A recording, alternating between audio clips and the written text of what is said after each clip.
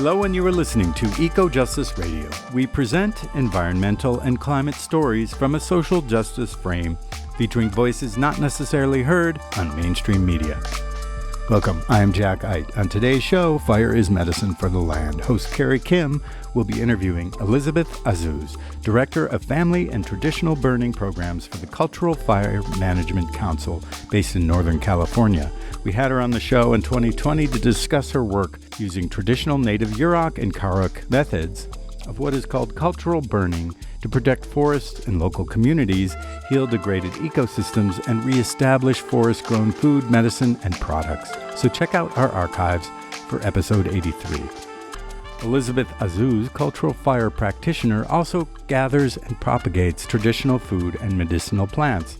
Of Yurok and Karuk descent, she comes from and lives in her ancestral territory where the Trinity River flows into the Klamath on the north coast of California. Elizabeth is a mother and grandmother. At the age of 4, she learned about burning from her grandfather.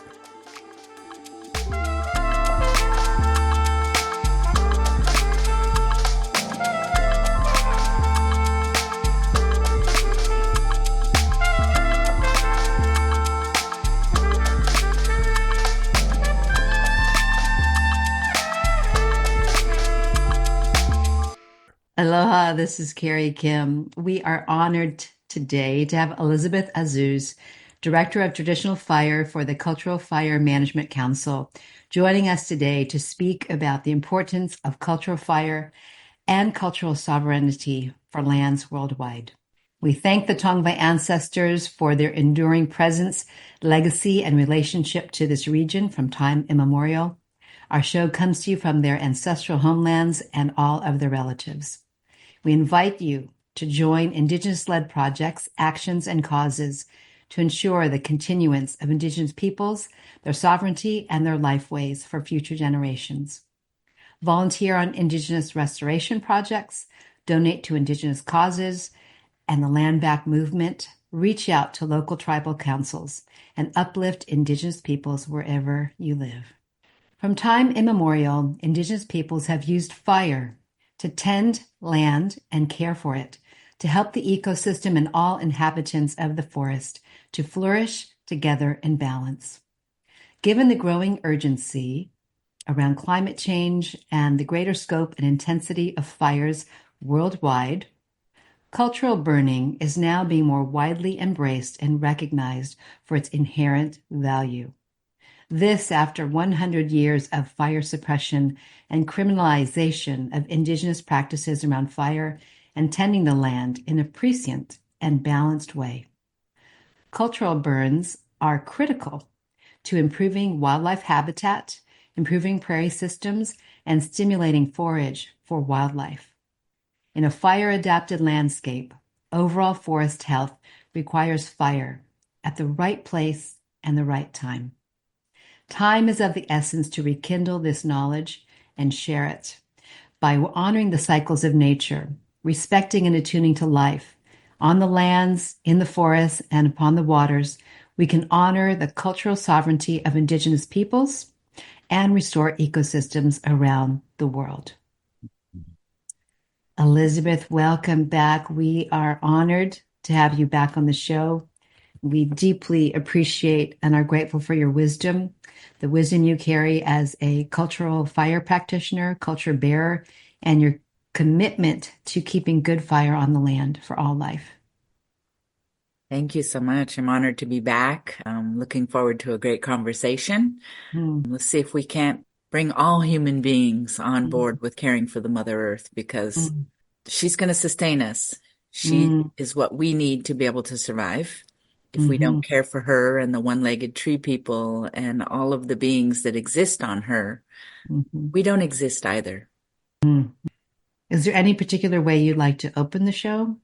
Well, no, not really. I mean, I've been spending a lot of time traveling, talking with other nations, talking with other people, meeting with astrophysicists and all of these amazing people, that do things in the world that I never even think about, to be honest. When you come together in a room worried about the planet, worried about the solar system, worried about the water, the air, what do we do? How do we survive? How do we do this together? That's, when all the great minds all of a sudden realize, it's going to take more than just one of us. It's going to take us all. Right. And so, I've been sitting with people who are struggling for their daily rights, who are struggling to have peace in their own homelands that have been taken from them, struggling to have rights to water that, as an Indigenous person, we don't believe that things belong to us. We belong to the Mother Earth. We are part of her. We don't get to say, oh, all of these resources belong to me specifically. No, they belong to everyone. And so, for me, it's really important that we talk about this. We get it out in the open. Let's pick at that little scab per se that is holding so many people back. Sure. Yeah. Let's open our eyes, our hearts, our minds. Yeah. Have to bleed a little bit, I think, in that way, like the bleeding of the heart, and really, respecting what has gone on, and we can keep kind of bypassing over it. That's not going to work. And that's, I think, why the Mother Earth is showing us over and over again to give those opportunities to come together and unify around this. Absolutely. Around life. So, you had mentioned when we had you on our show prior that your grandfather had taught you about fire from the ripe old age of 4. And I wondered what was it that you carry today? I'm sure there's many things, but is there something that stands out that you most cherish about what he taught you? My conversation, as a 4-year-old, you don't remember everything, obviously. My family always talks about the importance of our place in the mother, on the mother, how we're responsible for caring for her, what our responsibilities are to water, to fire, to the people, to the village, to the collective. And I always find myself caring more about everybody. It's not just, about me. I'm not the only one living here. Right. And so, I always try to put myself in someone else's position. How would they feel? What would they need? And so remembering back on those stories, knowing that it was my responsibility to work with fire. It was my responsibility to care for the village, for the people. He always made the point of it's your responsibility to show us that you can act in a good way. And so, I've always known that it was my responsibility to, care for these things, to carry this knowledge, to share this knowledge, to train the future generations to carry this work on. My fire sister, Margot Robbins, and myself, we always kind of say, we're teaching the next 7 generations. Right. Because, she wants to restore our entire ancestral territory, which is 500,000 acres. Wow. That won't happen in our lifetime, obviously. Right. Sure. We're getting up there in age now. Yeah. And so it is our responsibility to train the younger generations and to train them right. Not just to give them the tools, but to give them all the information they need to carry the world forward in a good way. Right. I think it's also the character piece too, right? Say, for example, a technique of cultural fire, it's the whole character and everything that you hold as that responsibility in total. It's so much more, right? The spiritual perspective. There's some pieces, we've allowed filming of our prayer when we start our test fires for our prescribed training exchanges. For the longest time, I did those in private. Right. I would go out into the woods and ask permission from the woods to be there, ask permission from the trees, the birds, the animals, the riparian brothers and sisters, all that live here with us. And Margot said, we need to show this to people. We need to let people know that, this is their home. Right. We have to ask permission to come in and to put fire on the ground.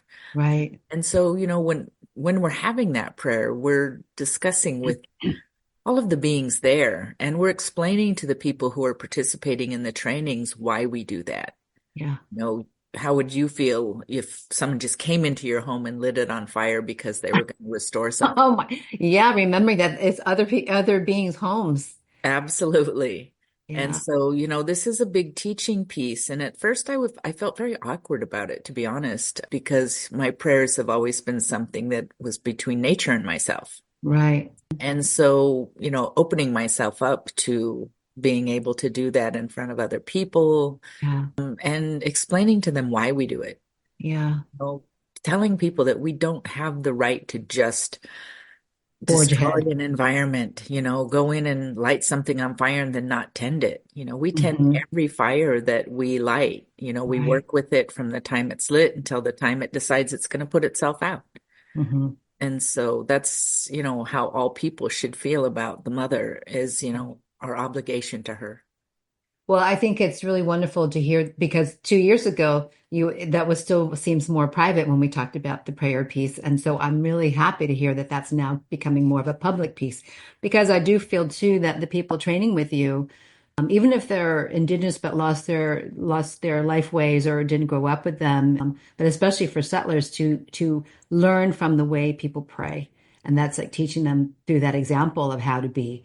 I think it's amazing. I'm so happy to hear that. It's hard to believe that our first interview with you was only 2 years ago. I was like, wasn't it like 5 years ago? Because it feels like that, like in dog years of everything that's gone on since we met with you. But the number of wildfires is, of course, staggering. I just wanted to mention this because so people have a little bit of perspective, on the statistics, because I'm like astounded. But 2022, this is from Cal Fire's site, 7,490 wildfires. 2023, 7,127. And in 2024, 8,024, which burned over 1 million acres. I mean, I don't even know if that's accurate to today, but that's just, as an Indigenous cultural fire practitioner, I mean, how do you keep from becoming furious when you hear these statistics? We know that there's been so much ignorance, all the suppression of fire that's happened that has led to this devastation, knowing that it could have been avoided. I mean, how do you keep your heart in a good way? Yeah, that is a great question. I don't. I mean, I get it. I'm like, it's Yeah, it's a great frustration for me sometimes because, we feel like, okay, I've given all these presentations, I've talked to all these people, we're getting the word out there, things are happening. And then a major fire hits, hmm and you realize that no one's ready. No right. one has their emergency go bag, no one Oh, has their family organized, no one has a plan. hmm hmm I talked recently when I was in Kona with a group about how some pieces of land have fire history. right. Every 5 to 10 years, a major fire will come through an area and burn it out, and then hmm people rebuild in the exact same place. Right. Do we think about that in a logical way? Yeah, that is a piece of land that I lived on. Yes, I did have my home there, but what's going to happen in another 5 years when this Right. happens again? Can I afford to rebuild again and again and again? And some people get extremely offended, when I say this. And I can understand their, I guess, anger towards, my comments. And Right. I basically tell them, Indigenous people tended to be, the majority of them, nomadic. Right. So you moved seasonally, you moved with the food, you moved with hmm the weather, you moved for the comfort of your people. hmm And I think that's why we're so adaptable Right. to, our environment, and we know how to care for our environment because it's always cared for us. Right.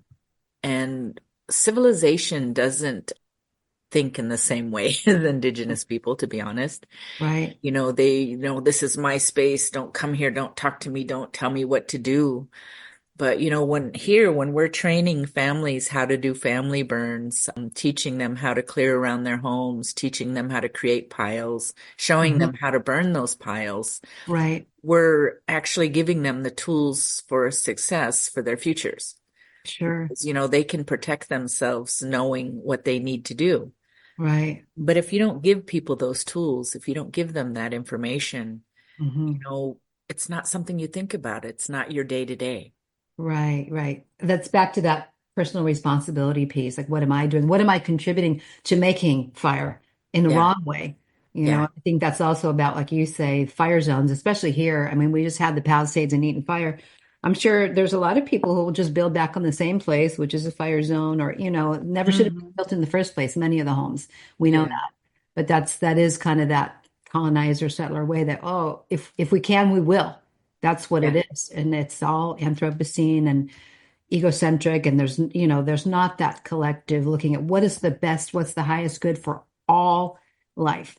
And yeah, it's not just about our possessions or, our wishes. So, yeah. Margot Robbins, your fire sister at the Cultural Fire Management Council, and, who basically, I guess, spurred its existence, right? It said that, speaking about, your peoples, that fire is in our DNA. Mhm. And would you say the settlers actually also have fire in their DNA, many of them, but it's long been lost, severed, needs to be recovered because that spiritual reconnection to fire seems necessary to really respect nature and actually change behaviors and understanding. That needs to be reclaimed for settlers. Yeah, yeah. I Also. often talk about that is, you know, somewhere in someone's family history, they cared for their land with fire, whether they were ranchers, farmers. When I flew into Greece to talk about fire there at a climate summit, I was Ah. so excited. I saw all these smokes coming up and I was like, Mhm. yes, they're burning. Uh-huh. When I'm standing in the conference and I'm speaking, everyone is looking at me terrified. And I was, they were like, we don't understand why you like fire so much, why you're so comfortable.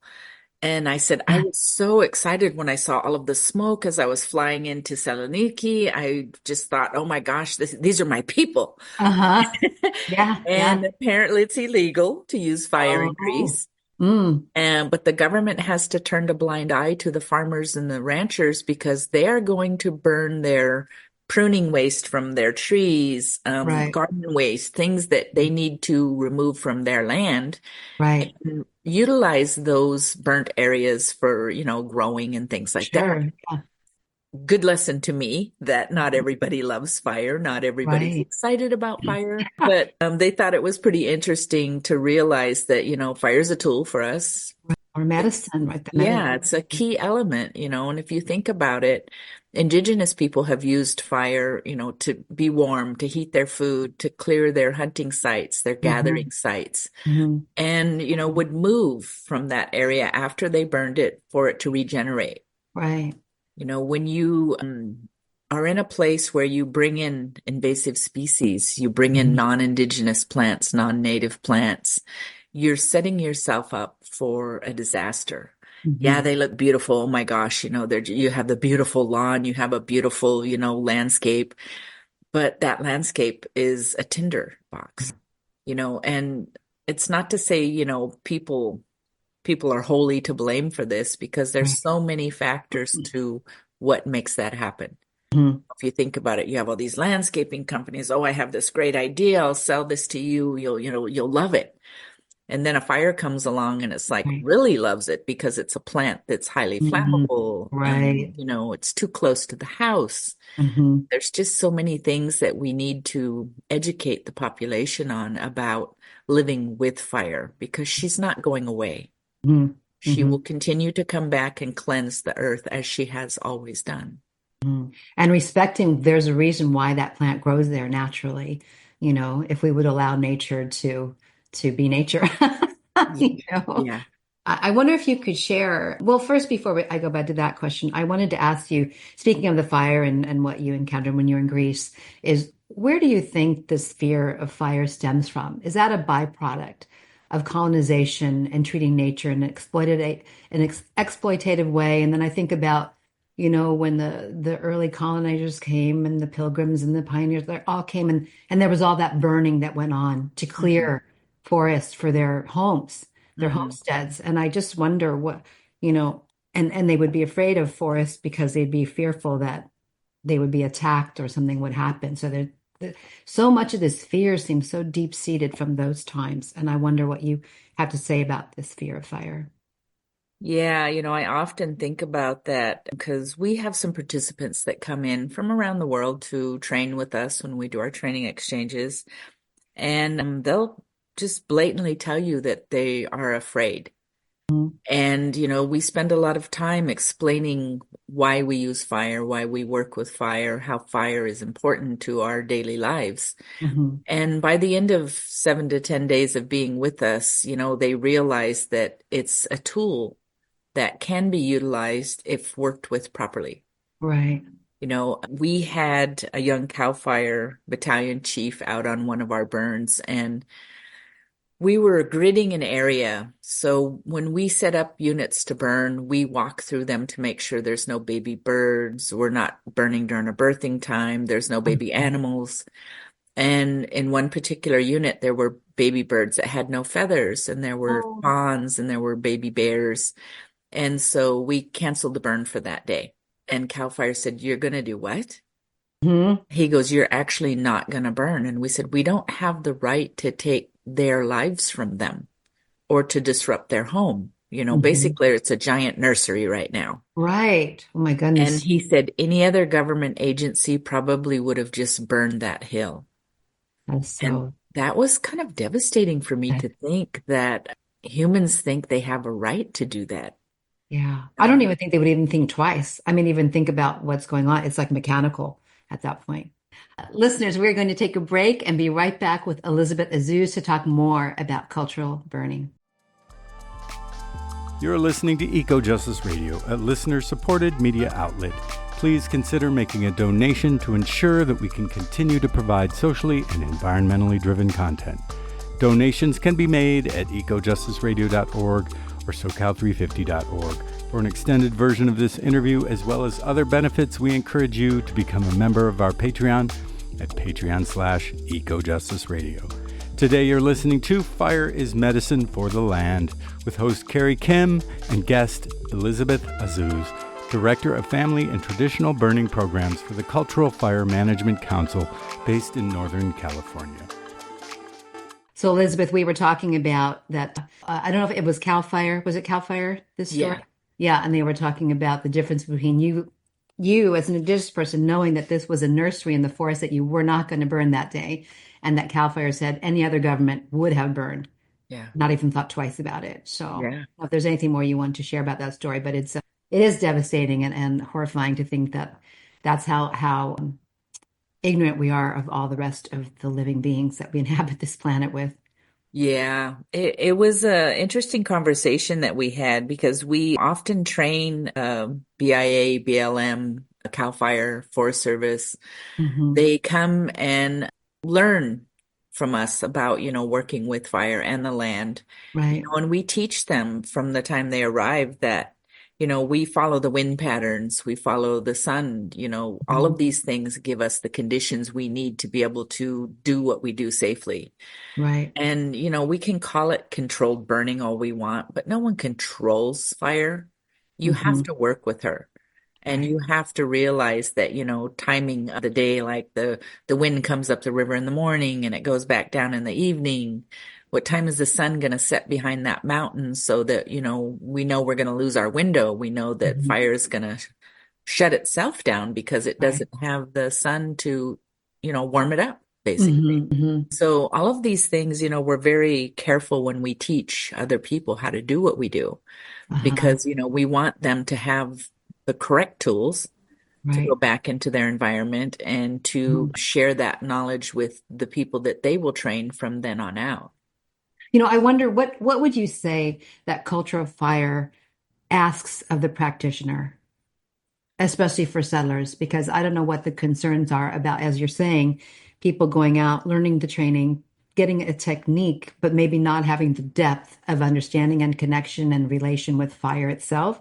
And then what are any concerns about that someone might misuse or, the ego can come in there. They can think they know more than they do. And I just wonder about that depth of the learning, to their core when it's not a person's ancestral tradition.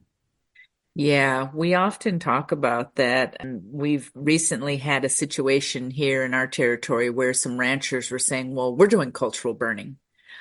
Well, actually, you're burning, to restore your ranch, your grazing areas, taking care of your property. Right. Cultural burning has cultural objectives. Hmm. We're burning for basket materials, we're burning for foods, medicines, protecting homes, communities, elders, families. Hmm. You know, those cultural burns that are done around people's homes, they usually have cultural materials in their own space. Right. And so we're teaching them how to care for those properly. Hmm. Prescribed fire is completely different. Hmm. Its objective is to clear large areas safely. Hmm. So, there's some aspects of cultural burning that are never taught to Right. outsiders, Hmm. simply because they're not burning for the resources we're burning for. Right. They're not Right. protecting their ceremonial sites. They're not protecting their food sources or their medicine sources. They're Hmm. just trying to, clear their territory. Got it. So with cultural burning, it's a lot of your heart and your mind goes into, you know, when we burn basket materials, we're praying that those basket materials are going to come back healthy Hmm. so that when we make a baby basket, that baby that is in that basket has those prayers and that Uh-huh. medicine.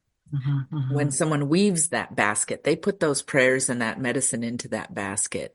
When they Hmm. put a baby in that basket, they pray for the baby's health and well-being. So prayer is connected to every piece of cultural burning. Hmm. Our medicines need to be healthy, our food sources need to be healthy. When we're burning in riparian areas, we're careful not to put too much fuel close to waterways because Hmm. that water goes back into the water table and it takes Hmm. care of all of the aquatic life. Hmm. And Hmm. so, we have a great obligation to use fire, Hmm. and we don't have a right to be destructive. Right. So teaching people that, and some people will never learn that because they weren't raised that way. Sure. Yeah. Yeah. They'll hear us and for a while they'll follow and practice what we do, but then they'll go back to their, On well, their this is own. faster and this is what I'm going to do, Yeah. and then that one wrong move takes that Hmm. fire from where you started it on into hundreds of thousands of acres, Hmm. and people lose homes and lives and Hmm. animals lose lives. Yeah. I It's, think that's that arrogance, right? And that is kind of that colonial, settler colonial, because that arrogance comes from that. yeah, Because it is nature as something extractive, that's something just here for you, for your use. And it's totally disconnected. Um, absolutely. I wonder if you could share about how and why the Cultural Fire Management Council began. I know the story with Margot Robbins, but our listeners don't know. I don't even know if we actually cover the real essence of the beginning, the original intent. Yeah, so it did actually start, with Margot wanting to have her first grandchild carried in a traditional baby basket. Hmm. She was running out of materials that was left by the elder women in her family. Basically was like, we don't have hazel to make these baskets. What are we going to do? Hmm. And, if you ask a question like that here in our territory, the first thing the elders say is, well, what are you going to do about it? Well, Cultural Fire Management Council now exists because we ask questions. Our elders were like, well, we don't have enough hazel. We can hardly share what little we have. Some families were still burning in private and in secret. Hmm. Um, so when Cultural Fire first started, their first burn was like 7 acres, and it was Hmm. put on by tribal council members, some of Margot's relatives, herself, and Cal Fire, and they brought Hmm. out an inmate crew that helped do the burn. Weren't even secure with us at this point.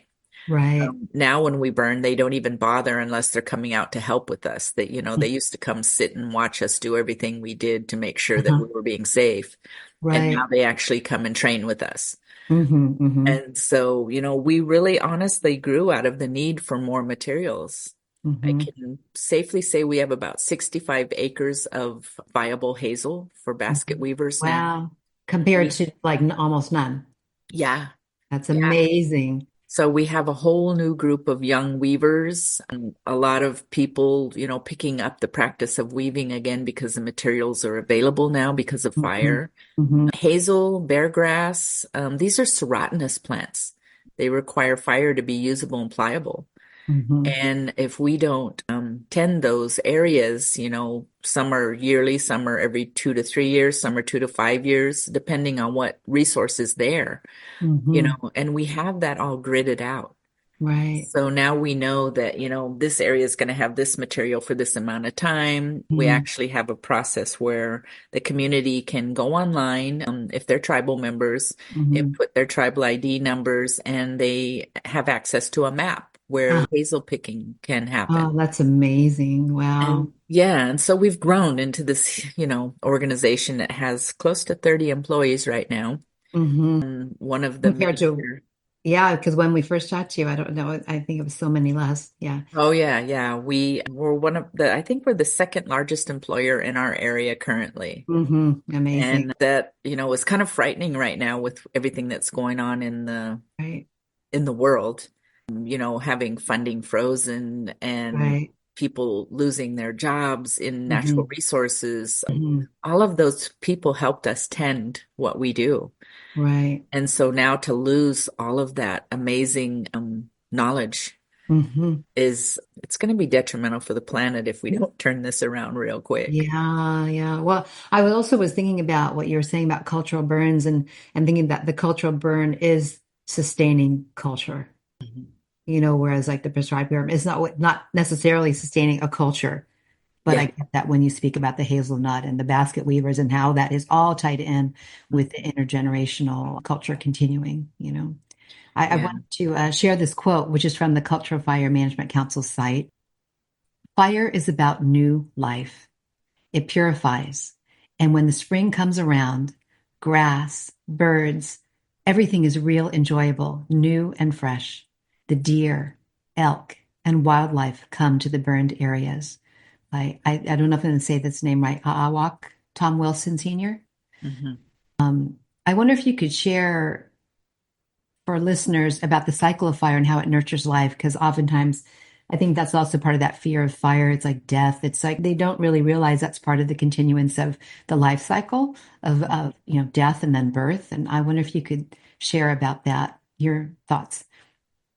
Yeah, actually, it's something that we think about all the time, obviously.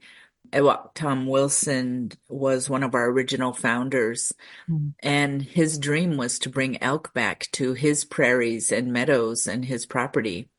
And that was to have that for his grandchildren. Well, I'm honored to say that I have seen elk in his prairie, Uh-huh. and I've also burned with his grandsons. Mm-hmm. It was really a great feeling to know that, Tom burned when he was young on that same property, and then to have his grandson light a fire on that property with me, really brought that cycle around. Mm-hmm. It really reminded me that everything we do is given to us from our elders, Mm-hmm. and we carry that. We tell those stories, we sing those songs, we burn in those areas, we restore those women's hazel patches. Mm-hmm. There's nowhere else in the world where that really happens. Mm-hmm. To me, I've traveled to many places, been to many different tribes' territories. Few of them don't even remember or know their fire history Uh-huh. because of colonization. And so part of a group we work with called the Indigenous Peoples Burning Network, we actually started with 3 tribes in our area, the Yurok, Karuk, and Hupa people. Mm-hmm. And we now have 26 tribes. Wow. Across Turtle Island. Yes, yes. That's And amazing. they're all bringing fire back, Mm, and learning the policies in their territories, learning the stories from their elders, and hmm. teaching their younger generations. We bring children out from Head Start into university into our burns. Oh. They're able to see everything we do, ask questions. They can climb around in the engines. They Mm, can just immerse themselves in fire knowledge. hmm. Hmm. We actually go into the classrooms and teach also, do presentations for them. And when you ask a young child here, how do you feel? What do you think about the fire? They're like, well, you didn't burn that whole mountain over there. And it's like, well, it took a while to get this section around your house ready and secure and safe. So, Uh-huh. we have to do this in, swaths of land now because, Right. we can't just go out and light like the elders used to. Right. Hmm. The land was a park-like setting. If you ask some of the colonizers that came, they thought they were moving into a well-tended area. Well, it Right. was tended by the indigenous people that lived there, Right. and if people had continued to tend it all along, Yeah. we would have a much, much more beautiful place than, Sure. some of the Yeah. territories now. Yeah, we wouldn't have all the imbalance we have. Yeah.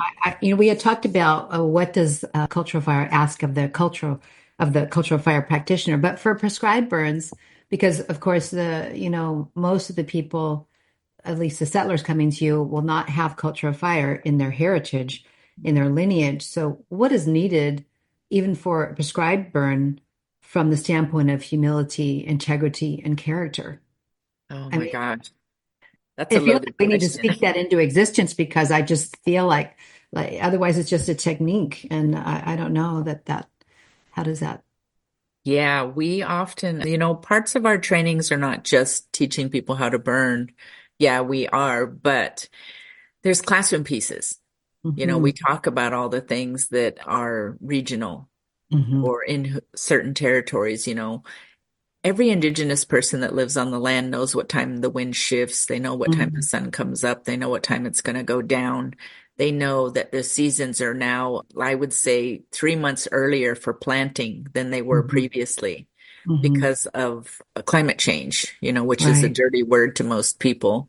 But if you live Hmm. on the land, you have to pay attention to what's happening with the mother because otherwise Hmm. you're not going to be able to have your vegetables. You're not going to be able to have your deer or your elk, the things that we subsist off of. We know when things Hmm. change because we live with them. Living Yes. with Yes. Yeah. something, studying something, I hate to say studying, but we do, we pay attention to the Mhm. environment. We pay attention to what's happening in it Right. because that affects the way we survive in it. If you can teach Sure. Yeah. humans how to evolve with their environment, we have so many young Hmm. people that come to train with us and work with us, some who've moved cross country to come work for us. They Uh-huh. really honestly want to know what they need to learn to be able to go into their own home Hmm. territories and help their people. The younger generation is all Hmm. on board with wanting to have this knowledge. It's the older generation that has Right. that fear. And so we really need to pay Mm-hmm. attention to how we communicate with them. And so you Hmm. actually have to find ways to communicate with an elder generation how things need to change in order for us to move forward safely in the future. The younger Hmm. generation, they're inundated with information daily, either Sure. it's, coming off their phones, their iPads, their computers, whatever. Right. Yeah. We have elders here that can't even use a computer or a smartphone. Right. Yeah. Yeah. And then elders who also maybe lost some of the traditions from colonization, right? That there Yeah. was severance for many. Yeah. I wanted to share a quote from Rick O'Rourke, who's a Yurok fire manager. That was an article that was in The Guardian. And he says, "Our first agreement with our creator was to tend the land. It was taken away from us, and now we're trying to reclaim it." And I'm wondering, would you what has happened, in the last couple of years since we first spoke? I mean, would you say it's exponentially? I mean, everything points to how much this is spreading, and then there's just the urgency of our times, and maybe it's just a matter of finally there's more receptivity, or like windows are opening to more people understanding like what happened. I mean, there's a lot Yeah. of people who don't even know what happened. What were these fire suppression practices and the criminalization and all the things that Indigenous peoples fought so hard to protect that really everything would be decimated had they not done this, stood for the forest, stood for cultural traditions and their life ways. Yeah. We often talk about that when we do our presentations, our creation stories and how animals got fire and how humans got fire. And we, as humans, in one of our creation stories, basically, once the earth was created and once there were animals and trees, they were given a choice. Would Hmm. you like to stay here and help the humans become what they are to become? Mm. Or do you wish to go on with us? And so trees, some trees decided to stay and maintain their spiritual being here and teach us and prepare for us and be here for us, for the humans. Mm. Part of what Rick was saying was, it was our obligation because we were given this beautiful place to Right. care for it Mm-hmm. and to restore everything that's here. Mm-hmm. And so, we're careful about how we talk about these things because some of the elders are like, you're giving away too much traditional knowledge, saying more than we would allow you to say. That's really a difficult place to be in. And so, a couple times I've been pulled before the culture committee with the elders or pulled Right. before council and asked, why are you giving information that's specifically for us? Well, I honestly believe that if we don't share traditional knowledge to some form, Right. that we're doing a disservice to the planet Mm-hmm. because we're not teaching people how to care for her. We're just saying, oh, we're the only ones that know how to do this and everybody Right. else is on their own. We And can't. because those people are not going to get it, where are they going to get it from? If you don't get it from Indigenous peoples, any imparting of this knowledge, it's not here for them because they're not connected to their ancestors. They're orphan. So many of us are orphans. I'm an orphan, living Yeah. here. Yeah. So I understand what they're saying, but I do also understand like what you're saying too, that there's some place there's a bridge and you reserve what you need to for your peoples, but at the same time, some of that has to bridge over or people will continue in that same way because they don't have the connection. They don't even have anyone to learn it from. Because their Absolutely. elders don't have it and their elders don't have it. And how many generations of this has been going on for European settlers, Yeah, Uh, absolutely true. Listeners, we're going to have a break right now because we're so deep in conversation with Elizabeth Azuz. It's so riveting that we cannot stop, but we do have to take a break. So we'll be right back to come back and talk about cultural burning. You're listening to Eco Justice Radio, a listener-supported media outlet. Please consider making a donation to ensure that we can continue to provide socially and environmentally driven content. Donations can be made at ecojusticeradio.org or socal350.org.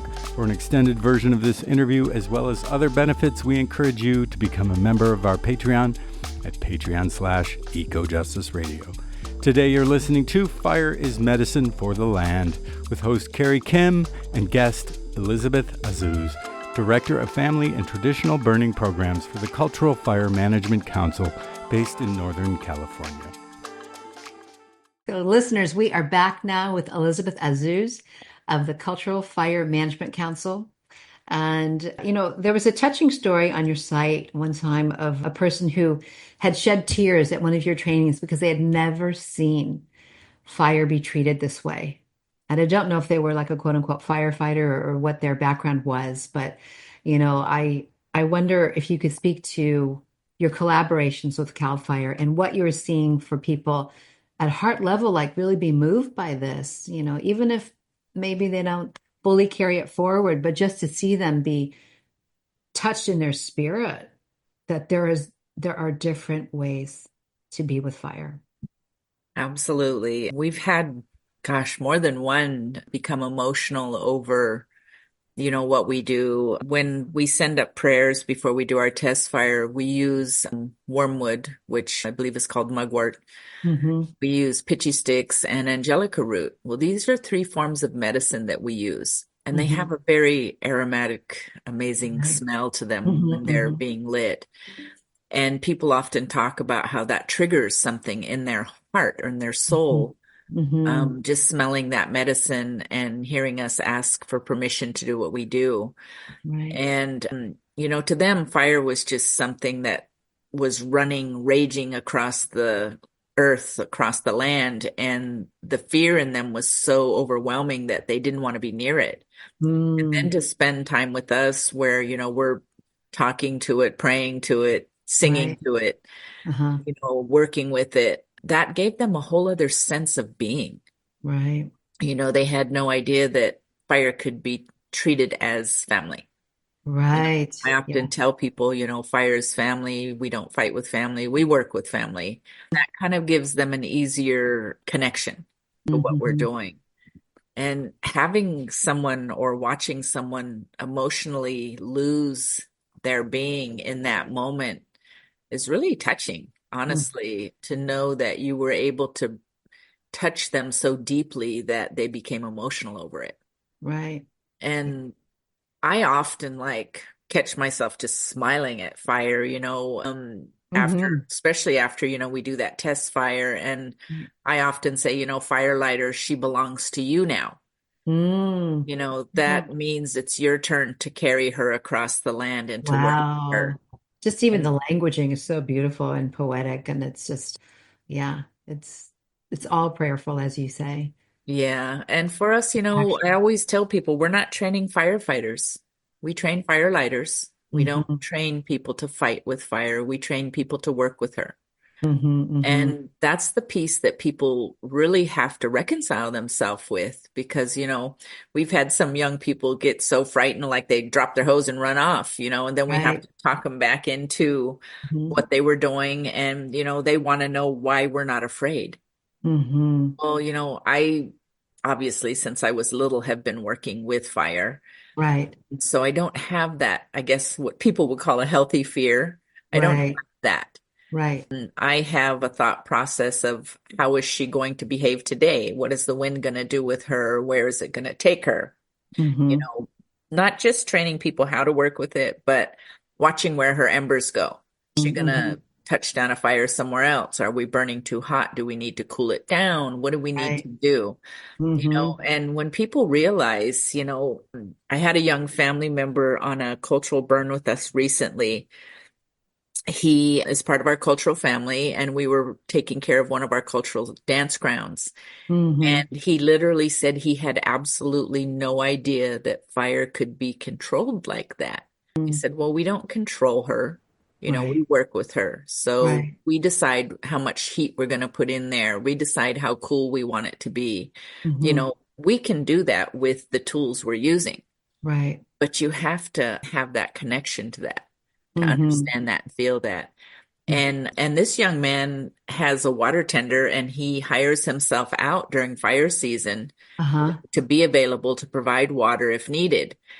But, being in that truck is one thing. Being out on the land and actually Right. doing that is something else. Yeah. And he was really honestly amazed that that was something that could happen so slow and methodical, as he had put it. Right. And so safely, like that connection, that's the whole point of it. It's safe because you're connected, Yeah. moment to moment. I wonder if you could speak a bit more about this term firefighter really bothers me. I mean, it's been an awakening more and more to that word, because we're in the beginning, we're all taught like, oh, that's like so heroic to be a firefighter. There's a whole paradigm. It's like a dragon slayer or something. But when the more we get into the understanding that fire is our relative, fire is family, fire is a teacher, an ancestor, all these different ways, then it becomes really offensive, this term firefighter.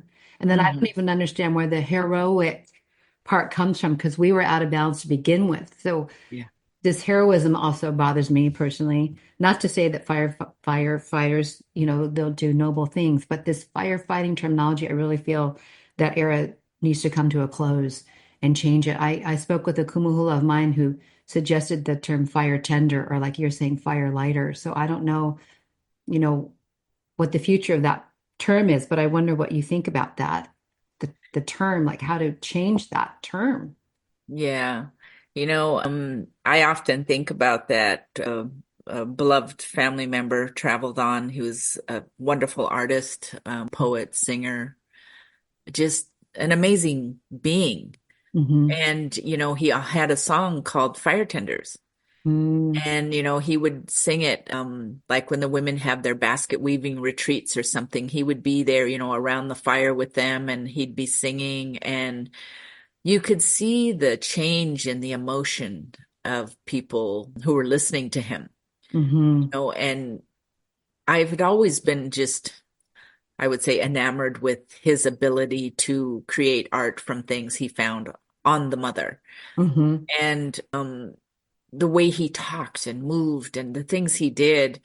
And so to myself, I thought, oh, these people are just getting some of the best training and teaching right now, not even realizing that that song was giving them that Right. connection. Hmm. Hmm. For us, obviously, firefighters are needed.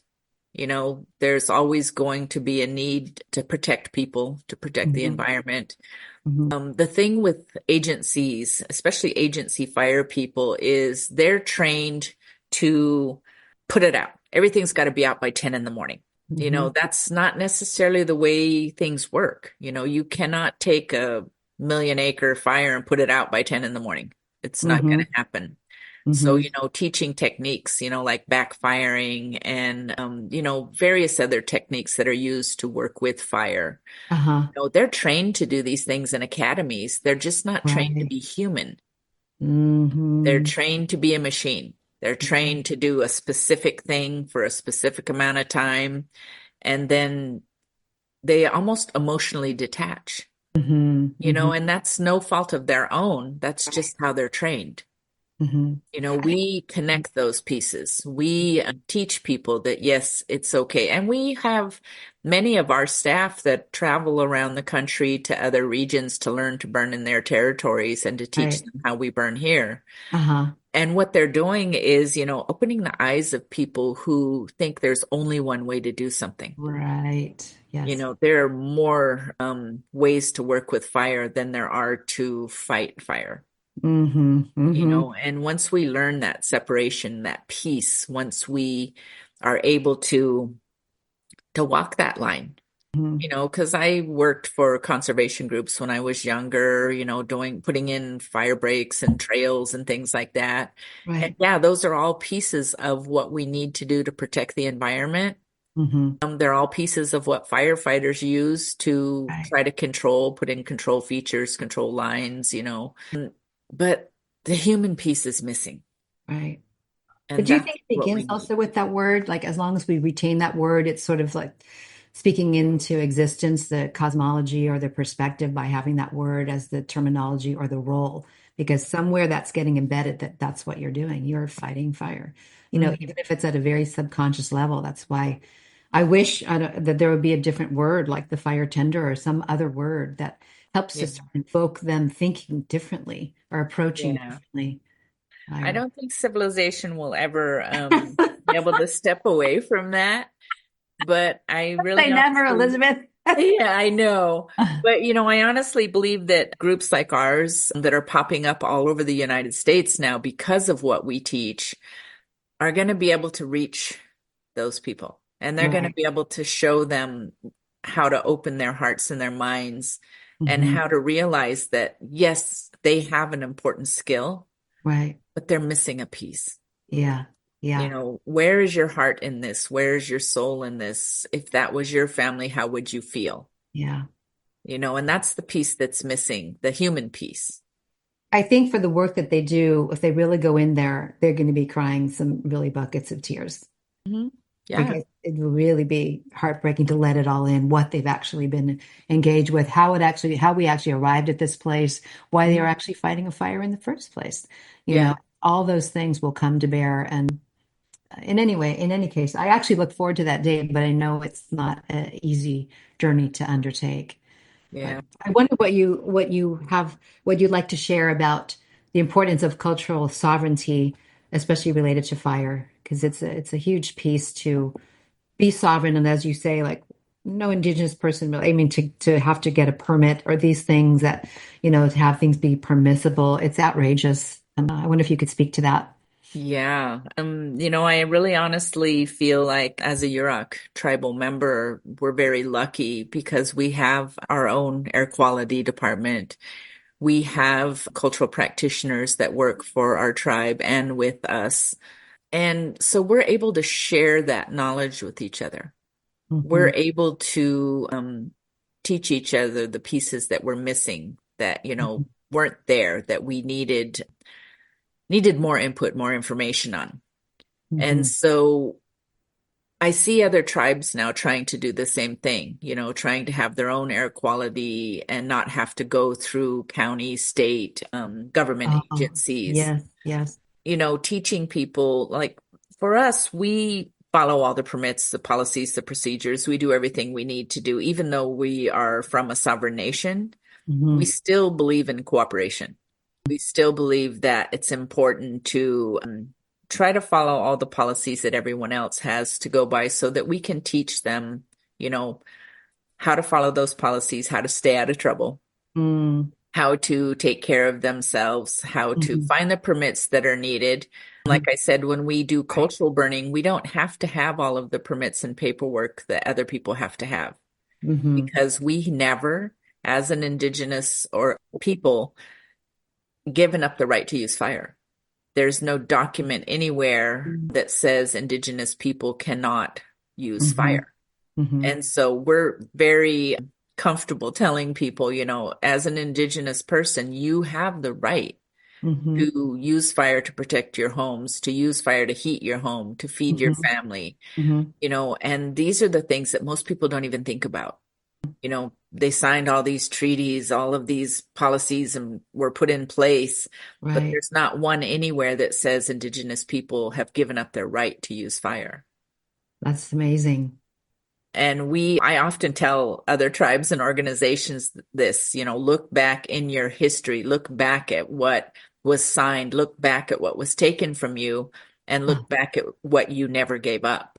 Wow, that's amazing. What a revelation that is. Yeah, and that's the hard piece for people because they're like, I had this conversation yesterday with a young group explaining to them that, yeah, the government is doing this to you. Yeah, they're doing that to you. But look back at every treaty they ever had you sign and see if there's any verbiage that states that you gave up the right to use fire.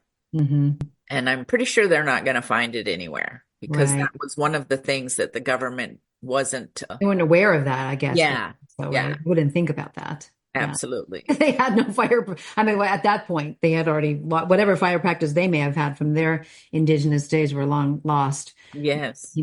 I wonder what you had to say about this, how it came to be about this fire suppression. And also, the thought of that Indigenous peoples, I guess there was a thought that it would be dangerous, right, to have cultural burns.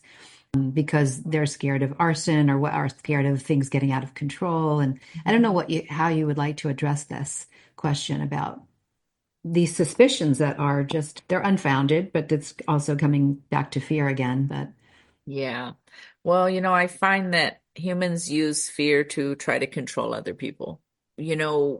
Fire suppression came about because the colonizers didn't want us to burn them out. They thought we were trying to burn them out, trying to burn the forest, trying to destroy everything that they had. They didn't realize we were just trying to protect everything we had. Oh my God. And that's a strange place to be, especially when you're not able to communicate with someone else. This is why we do this. This is how we do this. This is why it's necessary. Most people are only on the thought process of you're destroying mine. This is mine. I want you gone. I don't want you near me. But, now we're in a situation where we're the ones who are having to come back and say, okay, we knew what we were doing all along.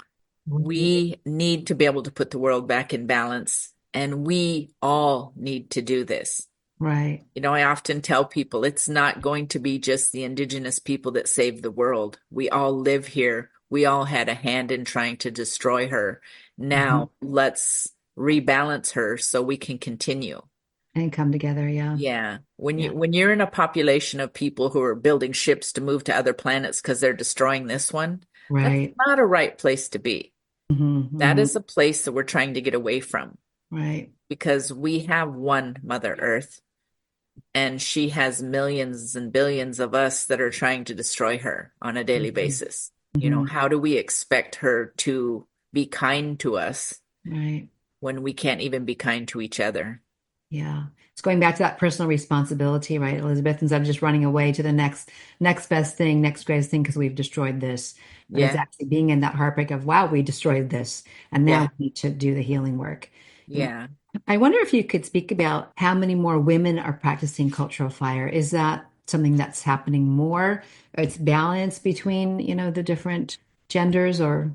People are actually starting to realize that women maintained a great portion of fire control to protect their villages, their homes, their children, while the men were out hunting and protecting their hunting grounds with fire. I'm in awe of my Karuk sisters because they have a women's training exchange. Okay. They bring people in internationally from all Mhm. around the world, and they are All usually women. all women. Okay. They do have men that are there burning with them, men that are there training with them, Uh-huh. but they have the Karuk women's treks, Mm. and they are training some of the most amazing women who are taking that back to their own people and training there. Mm-hmm. And just watching them is just a joy, honestly, because Mhm. their burn windows are the same as ours, so we can't Right. participate. Uh-huh. They often invite Margot and I, and Oh, I we're so see. Yeah. upset that we Yeah. can't go. Yes. Yes. But when you've got a burn window, you've got to get to work. Sure. Yeah. Understand. There is everything that you've planned for and prepared for, Yeah. Elizabeth, we are so grateful. I would like to just close with this last question. What would you like to impart to the grandchildren of the world about fire? Oh my gosh. Don't fear family. Work Mm, with your family. Having a young child tell me that he's never known a time in his life when there was no fire mm, was the greatest thing I'd ever heard. mm. Because, some of us grew up with the fear. I was told if you see the green and red trucks, run because we don't Ah, believe they'll shoot you.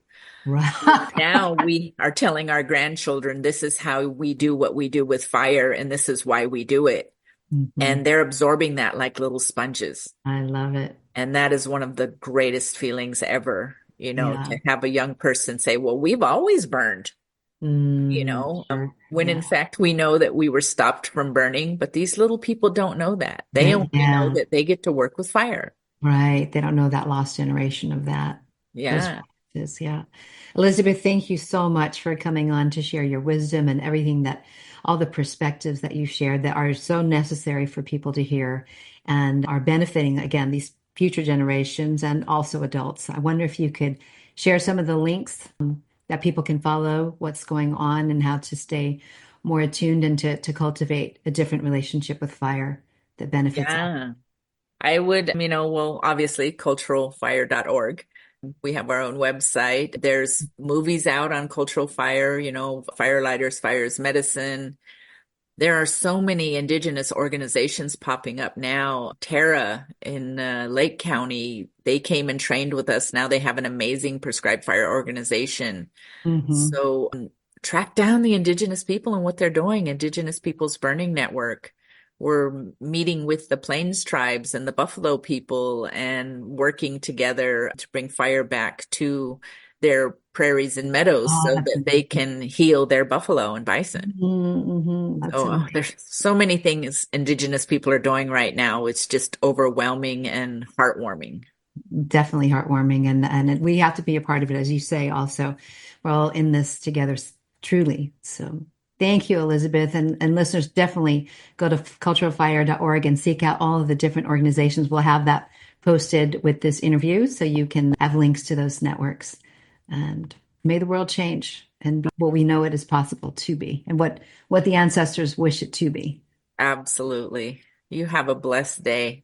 You too, Elizabeth. Thank you so much. Thank you to our guest, Elizabeth Azuz. And thank you to our listeners for joining us. This has been Fire is Medicine for the Land. For an extended version of this interview, become a member of our Patreon or visit our website at ecojusticeradio.org. Please connect with us on social media at Ecojustice Radio, SoCal350, and Wilder Utopia.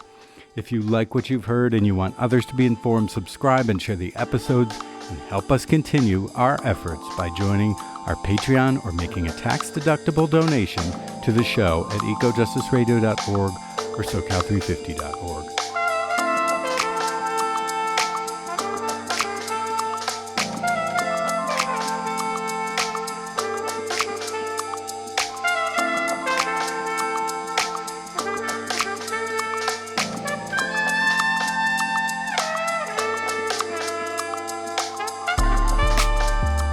Project of SoCal 350.